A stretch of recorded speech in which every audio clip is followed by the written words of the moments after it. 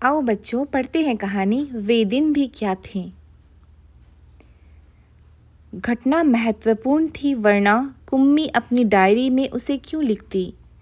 अपनी डायरी में उसने 17 मई सन 2155 की रात को लिखा, आज रोहित को सचमुच की एक पुस्तक मिली है। वह पुस्तक बहुत पुरानी थी। कुम्मी के दादा ने बताया था कि जब वे बहुत छोटे थे तब उनके दादा ने कहा था कि उनके ज़माने में सारी कहानियाँ कागज़ पर छपती थीं और पढ़ी जाती थीं।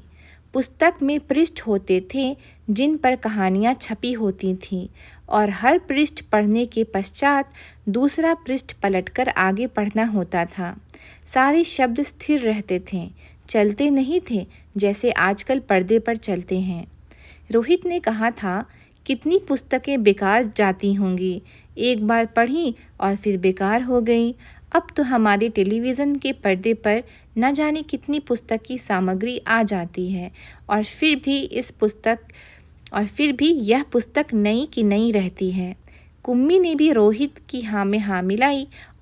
फिर पूछा, तुम्हें वह पुस्तक कहाँ मिली? रोहित ने बताया, अपने घर में। एक पुराना डिब्बा कहीं दबा पड़ा था, उसी को फेंक रहे थे कि उसमें से यह पुस्तक मिली। इसमें क्या लिखा है? स्कूलों के बारे में लिखा है। स्कूल? कुम्मी ने प्रश्न किया। उसके विषय में लिखने को है ही क्या? हर विद्यार्थी के घर पर एक मशीन होती है जिसमें टेलीविज़न की तरह एक पर्दा होता है। रोज नियमित रूप उसके सामने बैठकर हमें यह सब याद करना होता है जो वह मशीन हमें बताती है।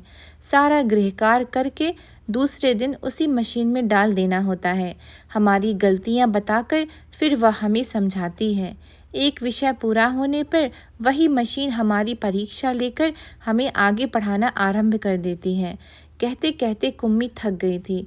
अंत में बोली, कितना उबाऊ होता है यह सारा स्कूल का काम। रोहित मुस्कुराते हुए उसकी बातें सुन रहा था। अरे बुद्धू, जैसे स्कूल का वर्णन इस पुस्तक में है वह इससे भिन्न होता है। इसमें तो उन स्कूलों के बारे में लिखा है जो सदियों पहले होते थे। कुम्मी के मन में कुछ उत्सुकता जगी। बोली, फिर भी उनके यहाँ मशीन के बिना बने अध्यापक तो होते ही होंगे। कुम्मी को याद आया कि एक बार जब उसने भूगोल में रोज वही गलतियां होने लगी थी तो उसकी माँ ने मोहल्ले के अध्यक्ष को बताया था। तब एक आदमी आया था और उसने उस मशीन के पुर्जे पुर्जे अलग कर दिए थे।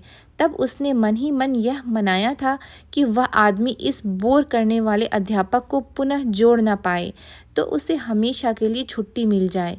लेकिन उस आदमी ने मशीन को फिर से जोड़कर उसकी माँ को बताया था। लगता है मशीन के भूगोल की चक्की कुछ तेज़ रफ्तार पर थी, सो आपकी लड़की के लिए उसे समझना कठिन हो गया था। मैंने अब उसकी गति कुछ धीमी कर दी है, सो आशा है अब ठीक रहेगा। और कुम्मी को उसी समय भूगोल का सबक सीखने बैठ जाना पड़ा था। मन ही मन वह उस मशीनी अध्यापक को कोसती रही थी। तभी रोहित ने कुम्मी के सोचने के सिलसिले को तोड़ा। बोला, हाँ, तब अध्यापक तो होते थे परंतु मशीन नहीं, स्त्रियां और पुरुष होते थे। क्या कहा? कहीं कोई स्त्री या पुरुष इतने सारे विषय हमें सिखा सकता है? क्यों नहीं। वह बच्चों के सारे विषय समझाते थे, गृह कार्य देते थे और प्रश्न पूछते थे। अध्यापक बच्चों के घर नहीं जाते थे, बल्कि बच्चे एक विशेष भवन में जाते थे जिसे स्कूल कहते थे। कुम्मी का अगला प्रश्न था, तो क्या सब बच्चे एक समय में एक जैसी ही चीज़ें सीखते थे?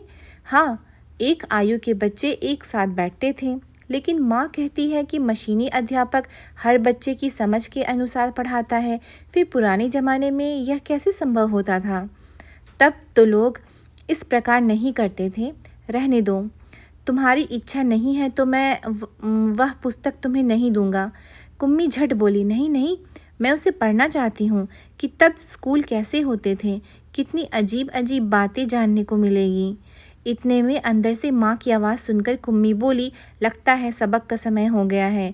रोहित भी उठा और अपने घर की ओर चला गया। कुम्मी अपने घर की ओर चली गई। अंदर मशीन आगे का सबक देने को तैयार थी। मशीन से आवाज़ आनी आरंभ हो गई। आज सबसे पहले तुम्हें गणित सीखना है। कल का होमवर्क छेद में डालो। कुम्मी ने वैसा ही किया। वह सोच रही थी कि कितने अच्छे होते होंगे वे पुराने स्कूल, जहाँ एक ही आयु के सारे बच्चे हंसते खेलते कूदते स्कूल जाते होंगे और पढ़ाने वाले पुरुष और स्त्रियाँ होते होंगे। इतने में मशीन से स्वर आना आरंभ हो गया था और पर्दे पर चलते हुए अक्षर एवं अंक आने शुरू हो गए थे और कुम्मी सोच रही थी कि तब स्कूल जाने में कितना आनंद आता होगा, कितने खुश रहते होंगे सारे बच्चे। आइजक असीमोव।